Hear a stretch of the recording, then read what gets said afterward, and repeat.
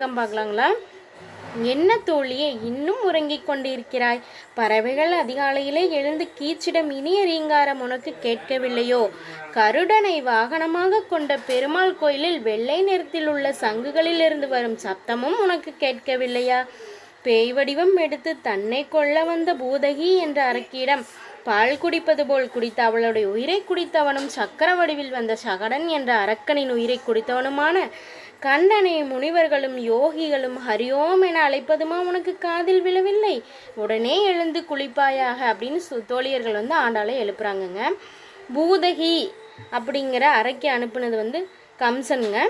கண்ணன் நினைத்திருந்தால் பூதகியை சித்திரவா செஞ்சு கூட கொண்டிருக்கலாம். ஆனால் அவங்க தாய் ஸ்தானத்தில் இருந்ததுனால பால் கொடுக்க வந்த அம்மா மாதிரி நினச்சி மோட்சம் கொடுக்க நினைத்து அவள் மடியிலேயே உயிரை விழ வச்சாங்க.